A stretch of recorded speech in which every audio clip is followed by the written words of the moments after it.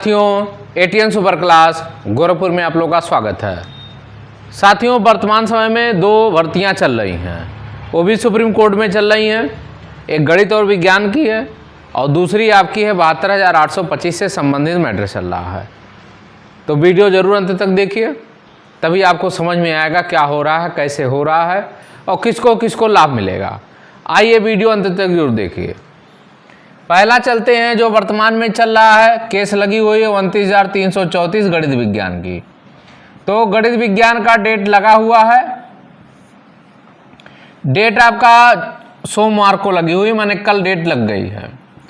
अब डेट लगी तो है लेकिन इतना दूर लगा हुआ है कि संभावना नगड़ के बराबर है, फिर भी पूरी तैयारी रहनी चाहिए।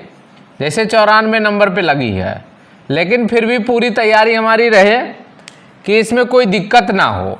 यदि नंबर आ जाता है, अब रही बात नंबर आएगा कैसे। बीच में बहुत सारे केसेज ऐसे होते हैं जिनको डिलीट कर दिया जाता है, जिनको 1 मिनट 2 मिनट सुना जाता है। कभी कभी ऐसे भी होते हैं। हाँ, कभी कभी यही होगा कि पहले ही केस में जज महोदय फंस जाए, तभी समस्या आ जाएगी। तो पूरी तैयारी के साथ कोर्ट में मौजूद रहना है कि जैसे ही मेरा केस आ जाए, टेकअप होने की बारी आ, तो कम से कम मौजूद रहेंगे तो बेनिफिट मिल जाएगा, क्योंकि फाइल भी रिसीव होने लगती है वहाँ पे। यदि सरकारी वकील को फाइल देना हो या कुछ ऐसा नोटिस होने लगे तो कम से कम वकील वहाँ पे मौजूद होनी चाहिए।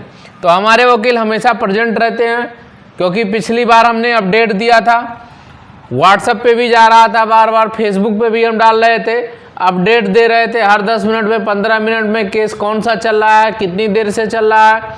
पिछली बार जो बर्जर पेंट के मैटर पे लगातार कंटिन्यू सुनवाई हो रही थी, तो ऐसे ही केसेज चलते रहते हैं, तो आपको भी पूरी जानकारी दी जाएगी। दूसरा मैटर है 72,825। अब 72,825 का जो मैटर चल रहा है, इसमें 2-3 मुद्दे दिखाई दे रहे हैं प्रबल रूप से। पहला जो हमारा सबसे बड़ा मुद्दा है 24 फरवरी है।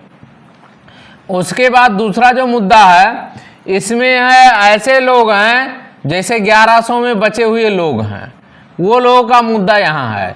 यही दो मुद्दा सबसे प्रबल दिखाई देता है। बाकी यदि कोई कह रहा है कि अन्य लिस्ट की बात हो रही है, ऐसा कहीं कोई उल्लेख नहीं है, ना आदेश में ऐसी कहीं बात है। जो लोग कह रहे हैं ये लिस्ट होगी या ऐसा होगा, तो अभी तक आदेश में ऐसा कोई मैटर नहीं है।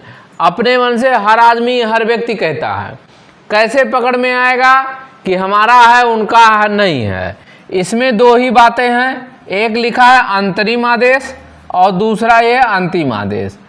और जो 580 की बात बार बार लोग लिस्ट बता रहे हैं, ये ना अंतिम आदेश है ना अंतरिम आदेश में कोई ये बता दे कि अंतरिम आदेश में 580 का उल्लेख है, या ये कोई बता दे कि जो फाइनल आदेश में आया था इसमें उल्लेख है।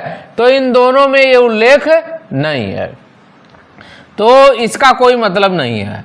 अब रही बात सरकार को जो नोटिस जारी हुआ है, ये अंतरिम आदेश और अंतिम आदेश के तहत हुआ है। अब अंतरिम आदेश में वही लोग थे उस समय वर्तमान में आर्डर में, जब आर्डर आई थी तो जो कोर्ट में मौजूद थे, कहा गया था इनकी काउंसलिंग करा करके कंप्लाइन करो, या ऐसे लोग जो कोर्ट में मौजूद हो गए उनके जो लोग पिटिशनर हैं उनको कंप्लाइन करो। अब वर्तमान में जो लोग कोर्ट में जा रहे हैं वो लोग क्या कर रहे हैं, वो लोग इसी अंतरिम आदेश का उसमें लगा दे रहे हैं प्रेयर और ग्राउंड में। अब जैसे 50 लोग गए तो 50 लोगों के लिए सरकार को नोटिस जारी हुआ, 100 लोग वर्तमान में गए, 100 लोगों का नोटिस जारी हो गया। 1000 लोग जाएंगे, 1000 की जो पूरी लिस्ट है वो नोटिस जारी हो जाएगा कि आखिर में ये अंतरिम आदेश के तहत आ रहे हैं, तो इनको लाभ क्यों नहीं दिया गया। दूसरी ये है कि इसमें कुछ लोग जो बचे हैं वो अपना कहेंगे हम अंतिम आदेश में थे, हमको क्यों नहीं दिया गया। अगर यहाँ 100 लोग गए या 50 लोग गए या 20 लोग गए तो इनको ले करके भी नोटिस सरकार को जारी होगा। मेन रिजल्ट यही है। अब बहुत सारे लोग कहते हैं लिबर्टी, अरे वो आपका क्लोजर रिपोर्ट कहीं का कोई उल्लेख नहीं है। क्यों? क्योंकि यदि सरकार को लिबर्टी हो गया तो क्लोजर रिपोर्ट का कोई मीनिंग नहीं रह जाएगा। तो क्लोजर रिपोर्ट ऐसा कुछ लोग फैला दे रहे हैं, क्लोजर रिपोर्ट लग गया, क्लोजर रिपोर्ट कैसे लग जाएगी, जब भर्ती पर लिबर्टी मिली हुई है तो क्लोजर रिपोर्ट लगाने का कोई मतलब नहीं होगा। क्योंकि ये फाइनल आदेश में लिबर्टी है, तो सरकार कभी भी भर्ती में चालू कर सकती है जो बची सीटें हैं, या अपने मन से भी कर सकती है, क्योंकि सारी अंतरिम आदेश और आदेशों पे क्या है, लिबर्टी सरकार को है। तो जो लोग कोर्ट में जा रहे हैं, चाहे जूनियर की भर्ती का हो चाहे आपकी प्राइमरी का, मेन रीजन यही है। अब इसमें होता क्या है कि अपनी फाइल में किन पॉइंटों को डाला जाता है। अब इसकी जो पॉइंट्स हैं, हम 24 फरवरी में हैं या हमारे जो अन्य साथी हैं उनके लिए हमने क्या अपनी फाइल में पॉइंट्स डाले हैं, इन पॉइंट्सों की चर्चा कल हम कर देंगे।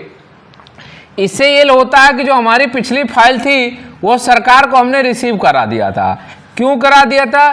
क्योंकि इसमें बहुत सारे पॉइंट जो हमारे फेवर में थे, उन्हीं फेवर को लेकर के जब हम फाइल पेश किए तो तुरंत वो एक्सेप्ट हो गया। और जब एक्सेप्ट हो जाएगी सारे पॉइंट को, क्योंकि वो हमारे फेवर में थे, तब हमने सारे पॉइंट को लेकर के गए और सरकार को सबमिट हो गया। कोर्ट ने भी उस पर जो है नोटिस जारी कर दिया कि इनको भी जो है फाइल में सम्मिलित किया जाए। तो हमारी पहली फाइल सम्मिलित हो गई है, दूसरी बन रही है। जैसे ही कोई डेट डिक्लेयर होता है या उसके पहले भी हम डाल देंगे। तो जो भी साथी अभी भी जुड़ना चाहते हैं, जूनियर या प्राइमरी में जुड़ सकते हैं। अभी भी डेट का कन्फर्मेशन नहीं है, जैसे ही डेट का कन्फर्मेशन होगा हम सूचना तत्काल दे देंगे। तो जो लोग जुड़ना चाहते हैं वो जरूर जुड़ जाएं, क्योंकि इन पॉइंटों के बल पे, इन जो है प्लीडिंग के बल पे या जो हमारे आदेश हुआ था उनके ही बल पे फाइल बनती है। उसी के आधार पे विभिन्न प्रकार के पॉइंटों को, विभिन्न प्रकार के साक्ष्यों को लगाया जाता है। किन किन राज्यों को आदेश हुआ था, किन किन राज्यों के आदेश के तहत कब कब वो आदेश हुए थे, ये सारे पॉइंटों को लगाई गई है और उसका हम साक्ष्य लगा करके फिर फाइल बनाए हुए हैं। तो सभी साथियों से कहना चाहते हैं कि जरूर आप कोर्ट में रहें। कोर्ट में रहने से बेनिफिट ये मिल जाएगा कि जैसे ही सरकार को कोई नोटिस जारी हो गया तो उसके तहत जो है आप भी उसमें कंसीडर हो जाएंगे। तो वीडियो जरूर शेयर करें, लाइक करें, सब्सक्राइब करें। धन्यवाद।